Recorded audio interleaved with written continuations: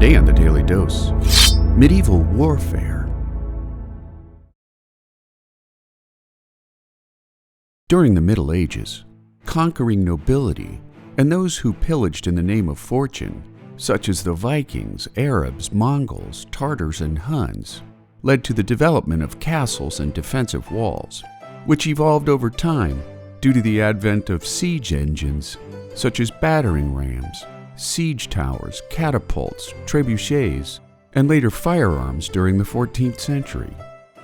After William the Conqueror invaded England in 1066, castles soon militarized the English landscape for the defense of nobles and their courts, witnessing the construction of more than 500 less than 20 years after the Norman invasion.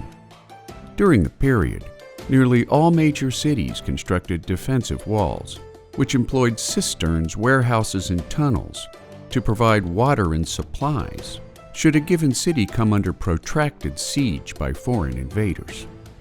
Armored knights and longbowmen proved their worth repeatedly during the Middle Ages, leading to such uneven outcomes as the 1415 Battle of Agincourt, which saw some 10,000 casualties for the French, compared to several hundred for the English. At the same time, armored knights were expensive for a king or queen to maintain, leading to the widespread use of paid mercenaries to fill the ranks of infantries by the early 12th century. Mercenary on mercenary warfare frequently led to relatively bloodless campaigns, which relied heavily on indirect warfare techniques such as supply line disruptions that emphasized chevauchée or scorched earth tactics, which in turn stripped defending armies and locals alike of the necessary food stocks, shelter, and other elemental resources essential to survival in the Middle Ages.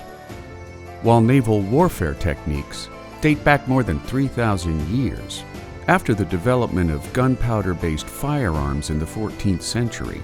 pistols and rifles were frequently employed in ship-to-ship combat, intended to maim, kill, or simply stun enemy sailors stationed on open decks and fighting tops. Once cannon were added to both castles, warships, and invading armies, the technological advance altered both naval and siege warfare tactics forever, which in turn widened the geographic scope of European aggression during the Renaissance and the Age of Exploration, making medieval warfare some of the bloodiest events in man's unending history of war. And there you have it, warfare in the Middle Ages, today in the Daily Dose. Get your nerd on with the Daily Dose. And if you enjoyed today's episode, share the link with a friend or colleague so that they too can learn something new every day.